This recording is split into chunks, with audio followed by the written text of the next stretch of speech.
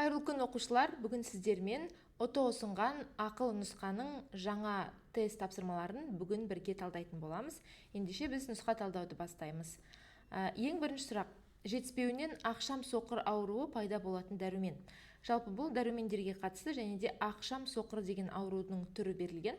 Ақшам соқыр ауруы немесе куриная слепота деп атаймыз. Яғни адам кешкі уақытта немесе ымырттың уақыты дейміз ғой, кеш бата бастаған уақыт немесе таң енді ата бастаған кездегі уақыт аралығында көздің көру қабілеті төмендейді, нашарлайды. Бұл қай дәруменнің жетіспеушілігінен пайда болады? Ол А дәрумені, немесе біз оны ретинол деп атаймыз. Ретинол дәруменінің жетіспеушілігінен. Енді келесі варианттарды бірге талдап өтейік.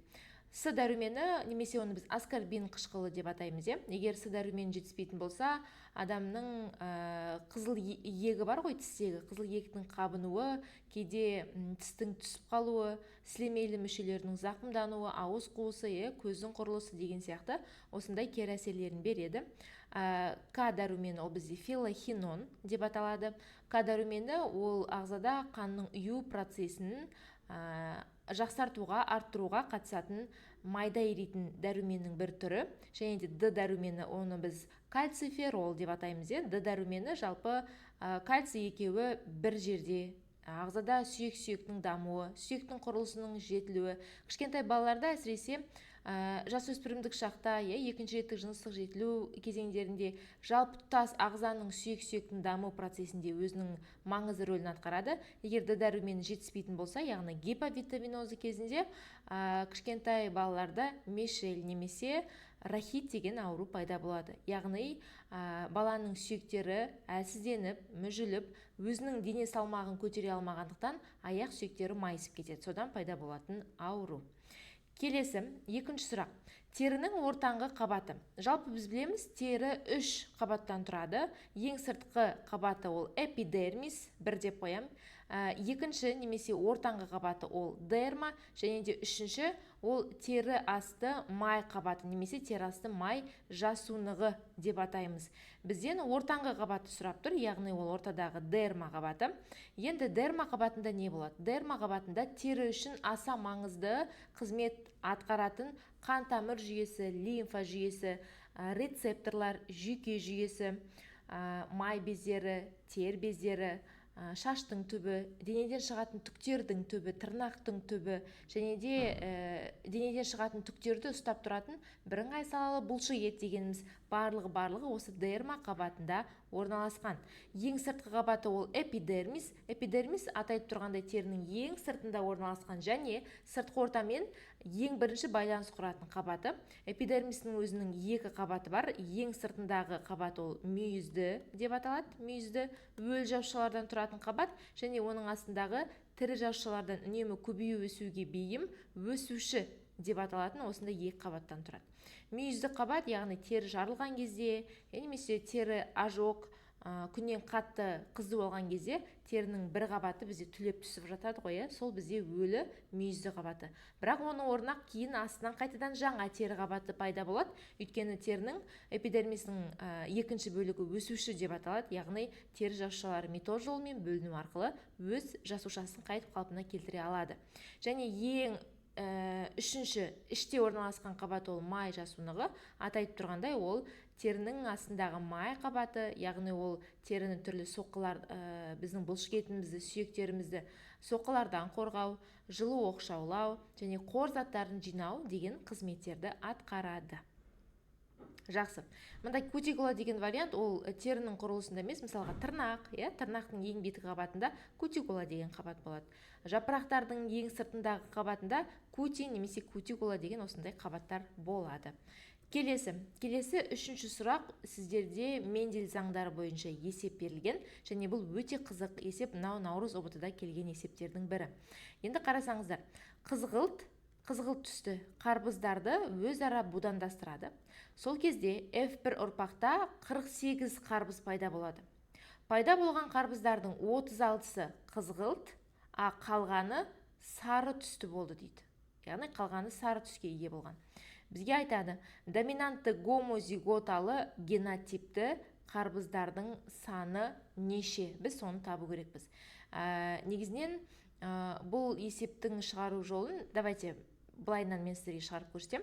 Енді қараңыздар, қызғылт түсті қарбыздарды будандастырған. Бұл жерде қызғылт деп айтып тұр нақты. Не оның доминантты белгі екенін, не рецессивті белгі екенін айтып тұрған жоқ. Бірақ байқасаңыздар, осы қызғылт түстілерді өзара қосқан кезде бізде екі түрлі түс пайда болып кетті. Яғни бір қарағанда бұл бізде Мендельдің екінші заңына келіп тұр. Яғни бірінші заң бізде ол біркелкілік заң ғой. Біркелкілік заңында бізде былай болады: доминантты белгілер рецессивті белгімен қосылады да, нәтижесінде F1-де гетерозиготалы ағзалар шығатын. Мұнда айтып тұр, бізде ең алғашқы ата-анасы ретінде алынып тұрған ағзалар, ол белгісіз қандай ағза екен. Бірақ F1-де 48 қарбыз пайда болды. Ол кезде қарбыздар екі түске бөлінген. 36-сы қызғылт, қалғаны сары. Яғни біз ата-анасының белгісін былай алсақ болады: ата-анасы ретінде екеуінде гетерозиготалы белгілер ретінде алып қарастыруға болады. Міне тура мынадай етіп. Енді қараңыздар, егер біз ата-анасының белгілерін осылай гетерозиготалы деп алсақ, екеуі де қызғылт түсті болсын, мынау да қызғылт, мынау да қызғылт түс. Бізде енді генотип не болады? Генотипте доминантты рецессивті зиготалардың екеуінде шығарамыз. Үлкен А да кішкентай А да шығады да, и осы жерден біз F1-ді табамыз. F1 табу үшін аларды өзара қосамыз. Мына бізде доминантты 2А, келесі мына үлкен А-ны кішкентай А-мен қосамыз, гетерозиготалы. Келесі кішкентай А-ны үлкен А-мен жеке қосамыз, тағы да гетерозиготалы. Және төртіншісі екі рецессивті белгі өзара қосылады, мына кішкентай АА. Яғни мынау бірінші ұрпақта осындай төрт түрлі ағзалар шықты деп елестетейік. И бізде айтады, осы F1 ұрпақта 48 қарбыз пайда болған. Ол 48 қарбыздың 36-сы қызғылт, қалғаны сары түсті болған. Сары түсті. Енді бұл есептің шартында айтады: доминантты гомозиготалы генотипті қарбыздардың саны. Бізде мына жерде доминантты гомозиготалы генотип нешеу шықты? Доминантты гомо біреу ғана шықты. Міне мынау. Енді есепті былай шығарсақ болады. Мына жерде жалпы 48, 48-ден 36-ны алып тастасақ, бізде неше болады? 12. Сонда былай қарасаңыздар, мынаның әр қайсысы 12-12-ден болып тұр. Мынау 12-ге тең, мынау да 12, мынау да 12, мынау да 12. И бізде айтады, пайда болған қарбыздарының 36-сы қызғылт түсті болды дейді. Яғни мынадан доминантты белгі бар болғаннан кейін қызыл, мынадан да қызыл түс шығады, мынадан да қызыл түс шығады. Яғни 3, 12, 12-ні бір-біріне қоссақ 36 шығып тұр уже есептің берілгеніндегі. Қалған сары болды. Яғни қалған 12 мынаусы сары түс болған деген сөз. И бізге айтады доминантты гомозигота. Доминантты гомозигота міне біз уже тауып қойдық, ол 12-ге тең болды. Міне дұрыс жауап, значит 12 болады. Келесі пурин және де пиримидин жұптары арасындағы бағытын өзгертпейтін нуклеотидтер жұбының орнын ауыстыруы. Бұл бізде гендік мутацияға байланысты, нүктелік немесе гендік мутацияға байланысты шығарылатын тест нұсқасы берілген. Жалпы гендік мутацияның екі түрі бар негізінен. Ол нуклеотидтердің орындарының ауысып кетуі және оқу рамкаларының жылжуы, немесе рамка считывания дейді ғой, яғни оқу рамкаларының орындарының ауысып кетуі деген сияқты осылай екіге бөлінеді. Соның ішінде оқу рамкаларының жылжуына байланысты мутацияның екі түрі бар: транзиция және трансверсия деген осы екі жауап бар. Значит, осы екеуінің біреуі болу керек. Мыналардың қатысы жоқ. Бұлар бізде нуклеотидтердің орындарының ауысып кетуі немесе нуклеотидтердің жетіспей қалуына байланысты болатын мутациялар. Оны қазір талдап шығамыз. Егер пурин пиримидин жұптар арасындағы бағытын өзгертпейтін нуклеотидтер жұбының орнын ауыстыру болса, яғни пуриннен пиримидинге ауыспайды, ол бізде транзиция болады. Яғни транзицияның ерекшелігі пуринмен немесе пиримидин өзара алмасады. Оны қалай түсінеміз? Давайте жазып көрсетейін. Мысалға, пурин аденинді алайық. Негізінен адениннің жұбы кім бізде? Сутектік байланыс бойынша тимин. Аденин бізде бірақ пурин, тимин бізде пиримидин. Бізде транзицияда пуриннен пуринге жұп болып алмасу керек. Значит, тиминнің орнына жұп ретінде гуанин келеді ғой аденинге. Қараңыздар. Мұны осындай мутацияның түрі. Трансверсия ол пурин пиримидинге алмасады. Пиримидинге. Пурин пиримидинге. Яғни аденин мысалы пурин ғой, оның жұбы тимин. Тимин так ол пиримидин. Бұл уақытта ешқандай мутация болмайды, бұл нормада. Бізге мутация тудыратын жағдайы аденин кейде тиминнің орнына цитозинмен жұп құрып кететін кез болады. Вот осы бізде уже гендік мутация. Осы жерде ақау болды деген сөз. Бізде сұрақта айтып тұр, керісінше беріп тұр. Пурин пиримидин жұптар арасындағы бағытын өзгертпейтін нуклеотидтер жұбының орын алмасуы дейді. Яғни пурин пиримидин бағытында өзгермейді деген сөз. Егер олай өзгермейтін болса, әрине оның жауабы транзиция болады. Егер пурин пиримидин бағытында өзгереті болса, ол трансверсия болады. Келесі инсерция дегенне и делеция дегенне. Делеция дегеніміз мынау ДНК-ның бойындағы, мынау ДНК реттілігінің бойындағы белгілі бір нуклеотидтің, мысалы мына нуклеотидтің үзіліп түсіп қалуы, жоғалып кетуі болды. Мына жер бос болып қалады. Соны біз делеция дейміз. Инсерция дегеніміз, мына жерде белгілі бір реттілікпен нуклеотидтер тұр, мысалға аденин, гуанин, мысалға цитозин, тимин, аденин, гуанин болсын. Сырттан екі нуклеотидтің ортасына жаңа бір нуклеотид келіп орналасып алады. Яғни ол уже нуклеотидтердің оқылу шегі, жалпы нуклеотидтерінің реттілігі орын ауысып жатыр деген сөз. Оны біз инсерция дейміз. Яғни сырттан жаңа нуклеотид келіп енетін болса инсерция, нуклеотидтер ДНК-ның бойынан түсіп қалатын болса, жоғалатын болса, ол делеция. Кетті келесі. Ретсіз полимер. Ретсіз полимерді табыңыз деп тұр. Бұл 8 сыныптың биологиясы бойынша берілген сұрақ. Жалпы полимер, мономер дегеніміз не? Полимер дегеніміз ол бізде күрделі заттар. Мономер сол полимерді түзуге қатысатын жай заттар деген сөз.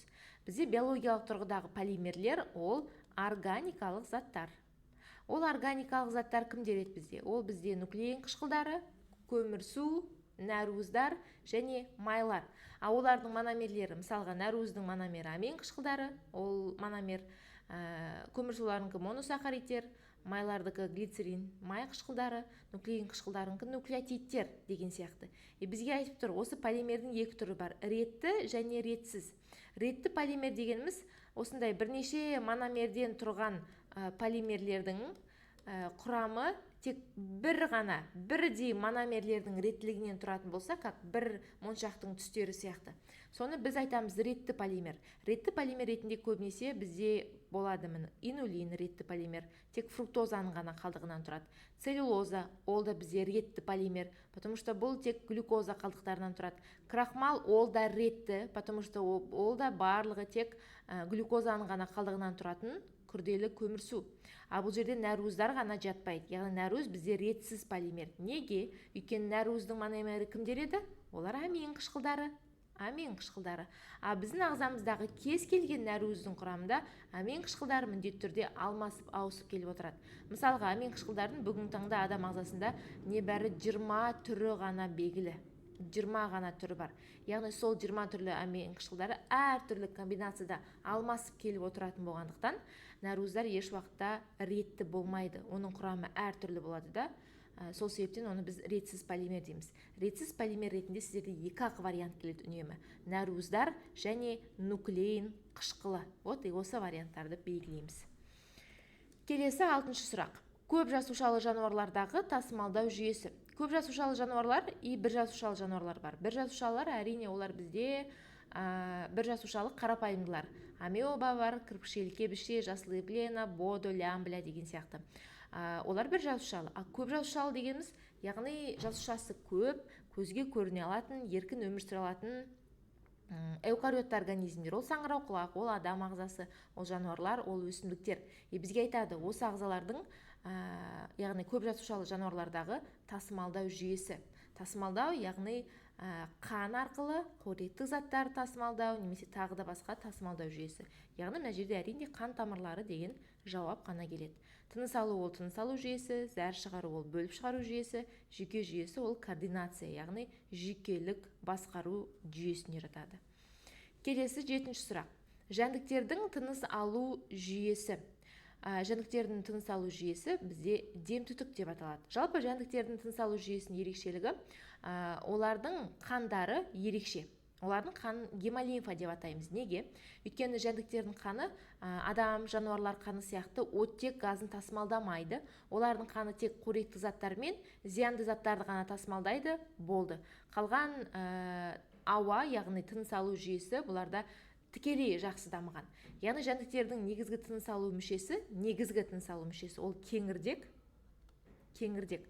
Яғни кеңірдек оның бүкіл денесіне созылыңқы, бүкіл денесін бойлап орналасады да, сол кеңірдекке ауа түсетін, кеңірдектің екі жақ бүйірінде болатын тесіктерді дем түтік дейміз. Дем түтік ол жәндіктердің как біздегі мұрын қуысы сияқты түтік қой. Яғни осы жауап кейде дем түтік деген вариантпен беріледі, кейде тестте кеңірдек деген вариантпен беріледі. Екеуінің біреуін белгілесеңіз қате болмайды. Келесі 8-ші сұрақ. Инстинкт дегеніміз не? Бұл 7-ші сыныптың биологиясы бойынша берілген. Жалпы инстинкт дегеніміз немесе түйсік деп атаймыз ғой. Вот қазақша оның мағынасы түйсік. Енді түйсік дегеніміз ол А жауабы келеді. Рефлекстік реакциялардың тізбегі. Яғни әртүрлі реакциялардың тізбегі. Сіздерге түсінікті болу үшін мен 1-2 мысал келтірейін. Қараңыздаршы.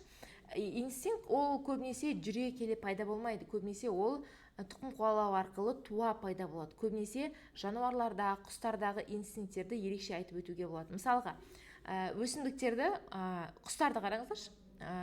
Жерге ұя салатын, ағаштың басына ұя салатын құстар бар, Құстар дүниеге келіп, жұмыртқаны жарып шыққан кезде анасы оларға тек қорек тауып, тамақтарын тауып береді да, бірақ ата-анасы құстардың көпшілігіне қалай ұшу керек, қалай өмір сүру керек екендігін үйретпейді. Бірақ құстарда туа бітті инстинкт болады. Олар өсіп өніп ұясынан шыққаннан кейін өз ұясын салу қажет. Сол себептен кейбір құстар ұя салу үшін арнайы аталық құстармен бірігеді екен. Сөйтеді олар бірге отырып осылай ұя салу рәсімін бірге жүзеге асырады екен. Яғни бұл оларда ешқашан жоғалмайтын, туа пайда болатын инстинкттердің бір түрі. Яғни жануарлардың балаларына, өз балаларына қамқорлық көрсете білуі де, ол да осы инстинкт түйсікке жатады. Келесі, қозуды қабылдайтын жүйке ұштары әрине жатпайды, бұл бізде рецепторлар. Жүйке ұлпасының жасушалары ол нейрон және нейроглиялар. Жүйке жасушасының шоғыры, яғни олар бізде жүйке жүйесін, жүйкелер шоғырын түзеді. Келесі сұрақ 9-шы. Эпигенетикалық өзгерістер кезінде не болады деп мына жердегі варианттар беріліп тұр. Жалпы эпигенетика дегеніміз не? Бұл бізде биоинформатика және биомедицина деген биологиядағы ең соңғы тараулардың бірі. Эпигенетика ол генетиканың бөлініп шыққан жаңа тарауларының генетика. Жаңа тарауларының бірі. Мысалға, ағзада эпигенетикалық өзгерістер болды деген сияқты мысалдар келтіріп жатады. Және сондай эпигенетикалық өзгерістердің салдарынан хромосомада өзгерістер болатын, туа пайда болатын аурулардың түрлері бар. Сонда эпигенетика дегеніміз не ол? Эпигенетика ол дегеніміз нуклеотидтерде ешқандай реттілік ауыспайды, нуклеотидтердің ешқандай түрі түсіп қалмайды, артығы қосылып кетпейді. Нуклеотидтердің реттілігі ауыспаса да болатын мутацияның түрі.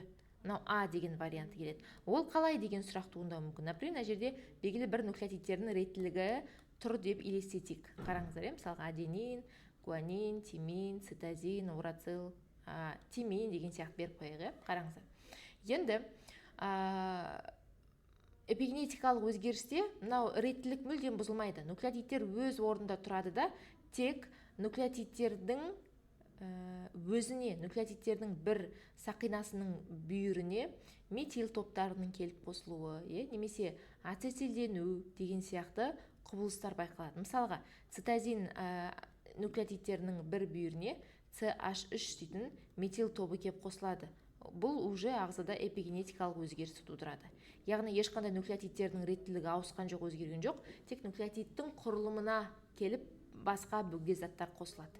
Яғни А жауап келеді. Қалған мына жауаптардың ешқайсысы келмейді эпигенетикаға. Осы эпигенетикалық өзгерістердің нәтижесінде хромосомалық немесе гендік импринтинг деген сияқты аурулардың, ақаулардың түрлері бар ғой. Прадер-Вилли деген сияқты, Викет-Виндеман деген сияқты осындай аурулардың түрлері бар. Келесі 10-шы сұрақ. 10-шы сұрақта өсімдіктегі негізгі қоректік көмірсу, яғни өсімдіктерде жинақталатын қор заты, ол әрине крахмал. Яғни фотосинтез процесінің нәтижесінде өсімдік жасушасында жинақталған глюкозалар жинақтала келе олар крахмалды түзеді. Яғни өсімдіктердің қор заты крахмал, ол өсімдіктердің сабағында, дәндерінде, тұқымдарында, тамырларында қор заты ретінде жинақтала алады. Целлюлоза бұл өсімдіктердің жасушасының қабығында қаңқаның қызметін атқаратын тіректік, беріктік қызмет беретін көмірсу. Гликоген ол адам ағзасының және жануарлар ағзасында, бауырда, бұлшықеттерде, жүректе қор заты ретінде жинақталатын күрделі көмірсу. Және хитин бұл да күрделі көмірсу, бұл гетерополисахаридке жатады.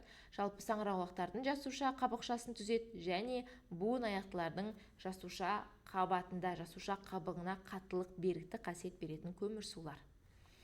Келесі 11-ші сұрақ. Талшықтармен қозғалатын жәндік, яғни бұл жерде қарапайымдылардың ішіндегі, яғни қарапайым деп тұрғанымыз ол бір жасушалылар ғой. Осы қарапайымдылардың қозғалуына байланысты үш түрі бар. Жалған аяқтылар, жалған аяқ, кірпікшелілер, яғни бұл кірпікшелі кебішелер, және талшықтылар деп үшке бөлінеді. Талшықтылар. Бізге сол талшықтылардың өкілін тап деп тұр. Ол әрине бізде лямблия болады. Қараңыздар, лямблия, трипаносома, лейшмания, бодо, жасыл евглена деген сияқты қарапайымдылардың барлығы ол талшықтары арқылы қозғалатын жануарлар. Келесі, кірпікшелі кебіше, бұл кірпікше, мына жерде берілген кірпікшелер арқылы қозғалады. Сувойка осы кірпікшелі кебішенің бір түрі. Сәулелі күншар ол да осы кірпікшелі кебішелердің бір түрлерінің өкілі ретінде қарастырылады. Дұрыс жауабы тек қана А. Келесі 12-ші сұрақ.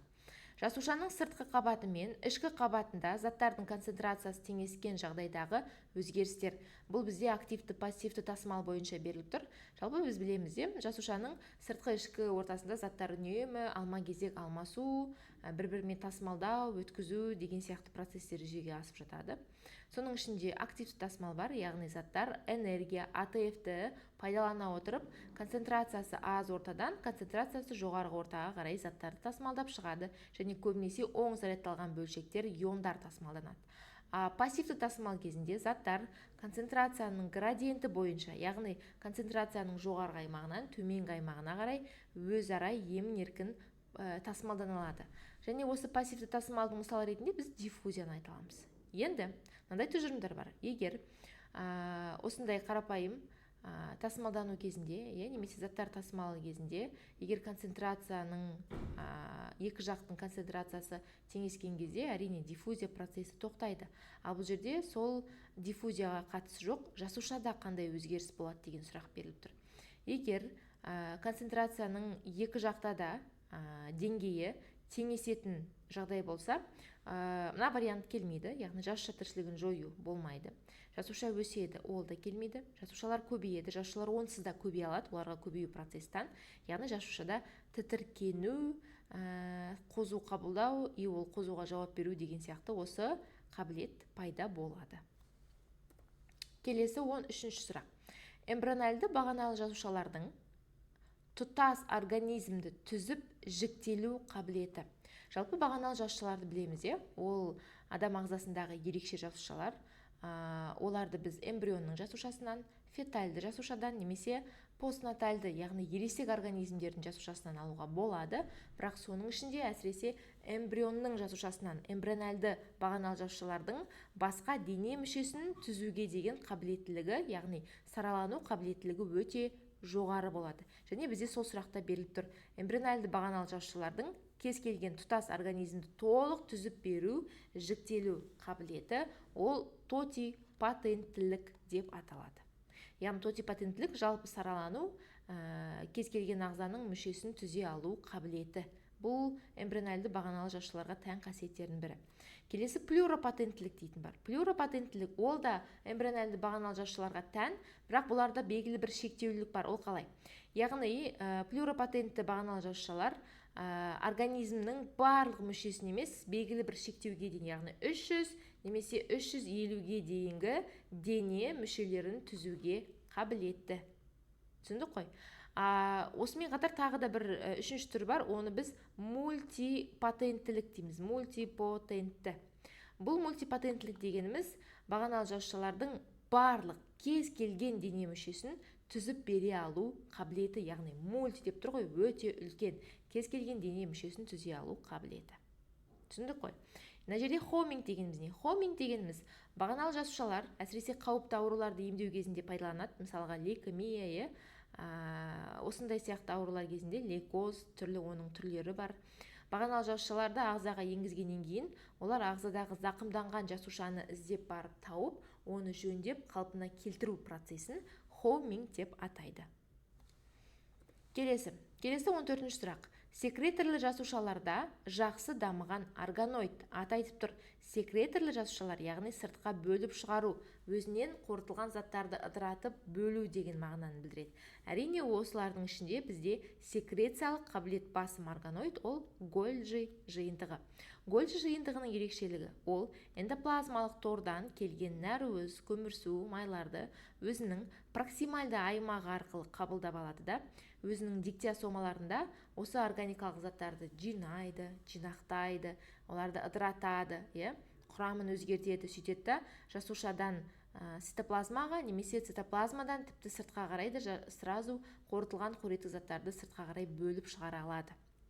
Сол себептен де Гольджи жиынтығын жасушаның секрециялық мүшесі немесе секрециялық органоиды деп атайды. Келесі 15-ші сұрақ, көздің қосымша бөліктері.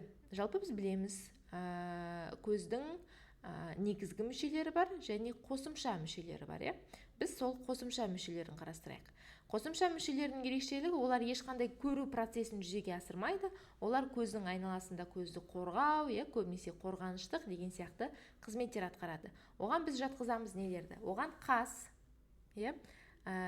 үстіңгі астыңғы кірпіктеріміз, қабақ, мында бізде жас бездері, осы жас бездері бізде және көздің ұстап тұрған көзді ашып жамауға қатысатын бұлшықеттер. Осылар көздің қосымша бөлімдері. Значит, мына жердегі жауаптардан бізде келеді міне Д жауабы. Қабақ және жас бездері көздің қосымша бөліктері. Мына жерде көзбұршақ, ол негізгі бөлік. Көздің ақ қабығы, ол да негізгі бөлік. Нұрлы қабық, жалпы соқырдақ дегендердің барлығы да көз алмасының негізгі құрылымдарын құрайды екен. Келесі 16-ші сұрақ. Тұқым қуаламайтын өзгергіштік. Жалпы өзгергіштік, білеміз, генетиканың екі бағыты бар. Ол қандай? Тұқым қуалаушылық және өзгергіштік. Тұқым қуалаушылық, яғни балаларында, ұрпақтарында ата-анасында бар белгілердің көрініс табуы, яғни белгілер тұқым қуалады деген сөз. Ал өзгергіштік дегеніміз, ата-анасындағы белгілер ұрпақтарына тікелей берілмейді, өзгеріп жаңа түрде, жаңа комбинация күйінде жарыққа шығатын болса, біз оны өзгергіштік дейміз. Осы өзгергіштіктің екі түрі бар: тұқым қуалайтын және тұқым қуаламайтын. Тұқым қуаламайтын өзгергіштік ол әртүрлі ағзада өмірінің кез келген уақытында сыртқы орта факторлар әсерінен пайда бола беруі мүмкін. Сол себептен де біз оны тұқым қуаламайтын деп атаймыз. Ол тұқым қуаламайтын өзгергіштік модификациялық өзгергіштік деп аталады, немесе фенотиптік өзгергіштік. Ал тұқым қуалайтын өзгергіштік, оны біз генотиптік өзгергіштік деп атаймыз. Тұқым қуалайтын, оның уже түрлері бар. Мутациялық өзгергіштік және комбинативті өзгергіштік деген сияқты түрлері бар. Яғни мына қалған жауаптардың барлығы тұқым қуалайтын өзгергіштікке жатады да, С жауабы ғана тұқым қуаламайды. Келесі 17-ші сұрақ. Ағзаның жеке дамуы, яғни әр ағзаның өз ата-анасының ішінде, немесе жұмыртқасында, түрлі құстарда, мысалға, жорғалаушылар жұмыртқа басу арқылы дүниеге келеді ғой балалары. Солай әр ағзаның өзіне тән жеке даму сатысы болады. Оны онтогенез деп атаймыз. Яғни онтогенез ол әр ағзаның өзіне тән даму, немесе онтогенезді филогенездің тарихи дамудың жеке бір бөлігі, қысқаша қайталануы деп атайды. Гаметогенез ол жыныс жасушалары, аталық аналық жыныс жасушаларының даму процесі. Сперматогенез аталық жыныс жасушасының даму процесі.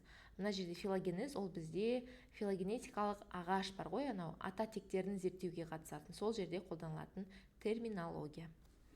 Келесі 18-ші сұрақ. Адам ағзасындағы басты биологиялық сүзгі. Біздің ағзамызда зиян заттарды қаннан сүзіп қалатын басты үлкен сүзгіміз бар, ол бүйрек. Осы бүйректің сүзгілік қабілетінің нәтижесінде бізде тамақтың құрамындағы зиянды заттар, су, несеп, нәр деген сияқты заттардың барлығы осының көмегімен сүзіліп пайда болады. Келесі 19-ші сұрақ. Тыныс алу және ас қорыту жүйелеріне ортақ мүше. Яғни біз тыныс алғанда ауаны өткізуге және тамақ жұтқан кезде астың қорытылуына да қатысатын мүше бар, ол бізде жұтқыншақ деп аталады. Жұтқыншақтың ерекшелігі ол осы екі қызметтің бірінен кейін бірі орындалуын жүзеге асыру үшін қажет. Осы жұтқыншақтың нәтижесінде біз тыныс алу мен ас қорыту процесін бір уақытта орындай алмаймыз. Ол қалай? Мысалға, мен сіздерге қазір түсіндіріп, сөйлеп отырып сабақ түсіндіріп жатырмын. Мен сөйлеп жатқан уақытта мен тыныс алмаймын. Мен осылай пауза жасап тыныс аламын да, сосын сол деммен сабақ айтып, түсіндіріп, сөйлеп жатырмын. Қараңыздар. Арасында жұтынамын, су ішем деген сияқты. Немесе су ішкен кезде байқасаңыздар да, біз суды ішіп жұтып жатқан кезде тыныс алмаймыз. Суды ішіп болғаннан кейін барып тыныс аламыз, байқасаңыздар. Екі қызметті бірге істей алмаймыз. Неге? Өйткені тыныс алу процесі кезінде жұтқыншақ бізде ас қорыту жүйесінің қызметтерін тоқтатып тұрады. Сол себептен біз тек тыныс алуды ғана жүзеге асыра аламыз. Ал тамақты жұтып жатқан кезде жұтқыншақтың көмегімен жұтамыз. Сол кезде тыныс алу процесі жағында жабылып тұрады да, біз тыныс алу қызметін сол уақытта атқара алмаймыз. Кейде болады, тамақ ішіп сөйлеп отырып тамақ ішкен кезде шашалып қалу болады бізде. Неге? Өйткені жұтқыншақ өзінің қызметін тез уақытта, дер уақытта, ретті жұмыс істете алмай қалады. Сол себептен бізде тамаққа шашалып қалу деген сияқты, тұншығып қалу, ауа жетпей қалу деген сияқты процестер болады. Қалған мына жерде кеңірдек, мұрын, бронх, бұның барлығы мынау тыныс алуға қатысты дене мүшелері. Және 20-шы сұрақ. Электрлік белсенділігі жоғары органоид, яғни электрлік жалпы энергетикалық белсенділік бере алатын органоид. Ол органоид әрине бізде митохондрия. Немесе митохондрияның басқаша электр энергиясын беретін органоид дейміз. Энергетикалық центр, орталық деп айтамыз. Неге? Осы митохондрияның ішінде тыныс алу процесі жүзеге асады, Кребс циклы жүзеге асады. Сол себептен бізде тыныс алу арқылы ағзамыздағы органикалық заттар ыдырап, содан энергия бөлінеді бізде. Сол энергиялық электрлік белсенділігі жоғары органоид ретінде де біз осы митохондрияларды айтамыз. Жалпы оқушылар, біз толық бір нұсқаның қазір сіздермен бірінші бөлімін аяқтадық. Яғни бастапқы 20 бір жауаптық тест нұсқаларын талдадық. Келесі сабақта осы ОТО ұсынған жаңа тест нұсқасының қалған бөлігін екінші нұсқа ретінде сіздерге арнайы салатын боламыз.